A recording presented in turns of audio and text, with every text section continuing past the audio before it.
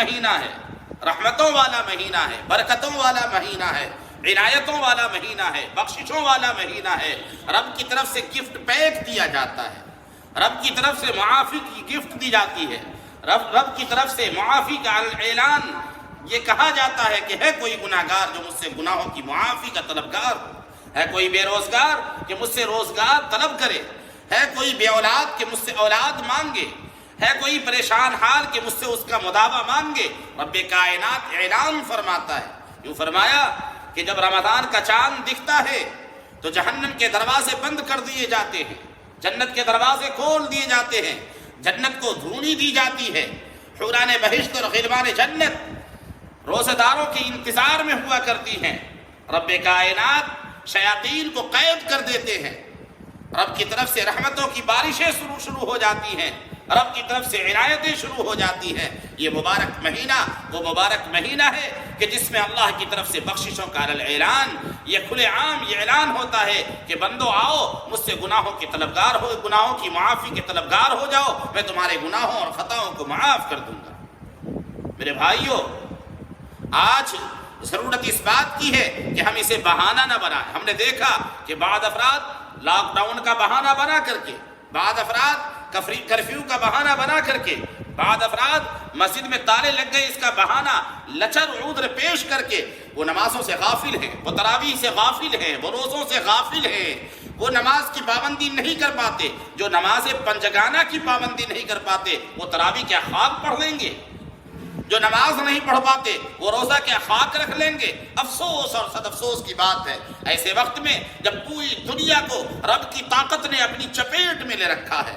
یہ کرونا نہیں، یہ کوئی بیماری نہیں، یہ رب کا عذاب ہے، یہ اس کی پکڑ ہے، یہ رب کائنات کا غصہ اور اس کا غضب ہے۔ جب اللہ رب کائنات کے غصے کے وقت میں، اس کے غضب کے وقت میں، اس کی پکڑ کے وقت میں، اس کے عذاب کے وقت میں بھی مسلمان اس رب کی طرف نہ جھکے، اس رب کے سامنے عاجزی نہ کرے، اس رب سے معافی نہ مانگے، تو بتاؤ کون سا ایسا وقت آئے گا کہ جس وقت بندہ اللہ سے قریب ہو جائے گا؟ یوں فرمایا کہ رب کائنات روزانہ افطار کے وقت لاکھوں کے تعداد میں گناہگاروں کے گناہوں کو بخشتا ہے۔ یوں فرمایا کہ اس کی مبارک راتیں جو 5 راتیں شب قدر کی راتیں کہلاتی ہیں، 21ویں، 23ویں، 25ویں، 27ویں اور 29ویں شب، ان شبوں میں رب کائنات خود اعلان فرماتا ہے کوئی جو مجھ سے گناہ کی معافی مانگنے والا ہے، کوئی جو مجھ سے اولاد مانگنے والا ہے، کوئی جو مجھ سے روزگار مانگنے والا۔ لیکن افسوس آج لوگ دنیاوی مشاغل میں مشغول ہیں، اور جب آخری رات آتی ہے، جو آخری رات ہوتی ہے جسے ہم چاند کی رات کہتے ہیں، جسے عید کی رات کہتے ہیں، آج ہمارے محلوں میں، ہماری مسلم بستیوں میں طرح طرح کے دنگے فسادات کیے جاتے ہیں، طرح طرح کے ناجائز خوشیاں منائی جاتی ہے، اور چاند کی رات کو بازار میں صرف کیا جاتا ہے۔ افسوس مسلمانوں، یوں فرمایا کہ جو آخری رات ہوتی ہے، جو چاند کی رات ہوتی ہے، اس رات اللہ رب کائنات فرشتوں سے کہتے ہیں اے فرشتوں گواہ رہنا، اے فرشتوں گواہ رہنا، آج مزدور کو مزدوری دینے کی رات ہے، آج مزدور کو اجرت دینے کی رات ہے، آج مزدور کو معاوضہ دینے کی رات ہے۔ میرے دوستو، آخری رات جو چاند کی رات ہے، اس رات میں عبادت کرنا اتنا بڑا ثواب ہے، اتنا بڑا کام ہے کہ یوں فرمایا کہ اللہ رب کائنات فرشتوں سے کہتے ہیں اے فرشتوں گواہ رہو، میں نے ان کو بخشش دے دی، میں نے انہیں معاف کر دیا۔ کوئی بڑے سے بڑا گنہگار تھا، میں نے اسے بھی معاف کیا، جو سب چھوٹا گنہگار تھا میں نے اسے بھی معاف کیا۔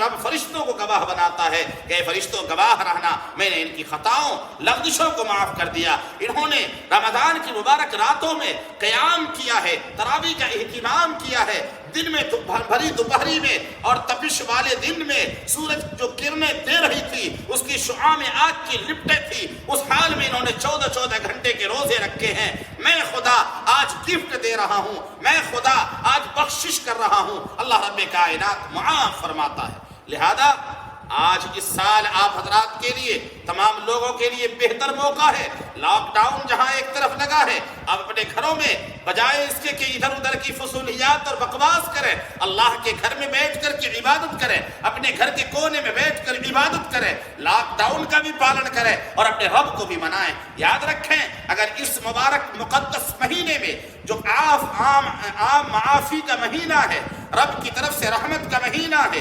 بخشش کا مہینہ ہے، عنایت کا مہینہ ہے، اگر اس مہینے میں رو کر کے اگر ہم نے اپنے اللہ سے کو نہیں منایا، اگر کرونا جیسی بیماری سے اپنے آپ کو محفوظ نہ کر سکے، اپنے ملک کو محفوظ نہ کر سکے، رب کے آگے رو کر کے اگر رب کو راضی نہ کر سکے، تو میرے بھائیوں ہم سے زیادہ کوئی ملعون اور مبغوض شاید روئے زمین پر کوئی ہوگا. لہذا اللہ رب کائنات سے معافی مانگے. الحمدللہ. دوسری بات میں تمام انسانوں کو، تمام بالخصوص مسلمانوں کو یہ بتانا چاہتا ہوں کہ یاد رکھیں آپ لوگ جہاں ان کی راتوں میں عبادت کریں، بازار کی تفریح گاہ نہ بنے. بازار میں سیر و سپاٹے کے لیے نہ جائیں، اپنے کاروبار کو چمکانے کے لیے نہ جائیں، یا عید کے کپڑے لینے کے لیے نہ جائیں، عید کا سنگار لینے کے لیے نہ جائیں، عید کے لیے چپل لینے کے لیے بازار کی زینت نہ بنے. یاد رکھیں پوری کمیونٹی اور پوری دنیا آپ کی مخالفت میں کھڑی ہے.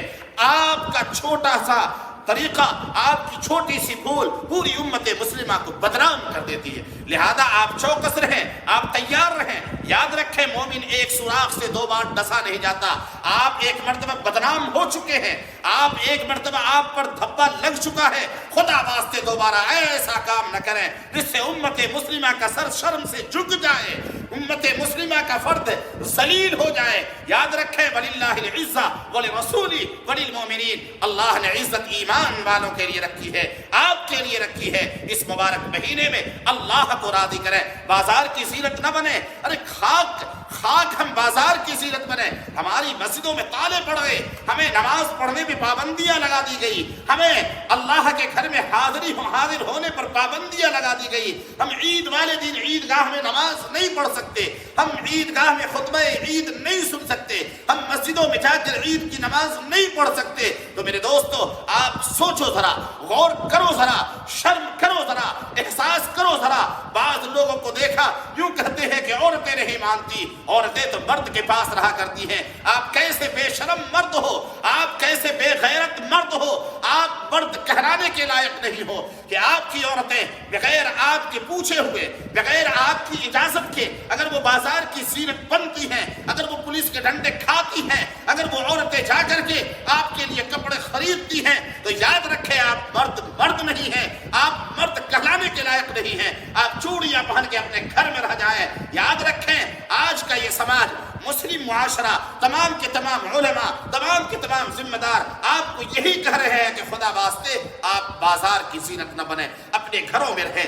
دعا کریں یا ربا رمضان کے چند ایام باقی ہیں، اے اللہ چند گھڑیاں باقی ہیں، چند دن باقی ہیں، پتہ نہیں اگلا رمضان ہمیں نصیب ہو نہ ہو. اے اللہ ہمیں اس مبارک مہینے میں ہمارے گناہوں کو معاف کر دے. اے اللہ یہ بیماری جسے کرونا کا نام دیا گیا ہے، اے اللہ اس بیماری سے ہماری بھی، پوری امت مسلمہ کی بھی، ہمارے اس شہر مظفر نگر کی بھی، ہمارے اس ملک ہندوستان کی بھی اور پوری دنیا کی حفاظت فرما. اے اللہ جو لوگ اس بیماری سے متاثر ہیں، اس بیماری میں ملوث ہیں، اے اللہ ان کو شفا عطا فرما، اور جو محفوظ ہیں اپنے خزانے غیب سے ان کی حفاظت فرما. یہ ہماری ذمہ داری بنتی ہے.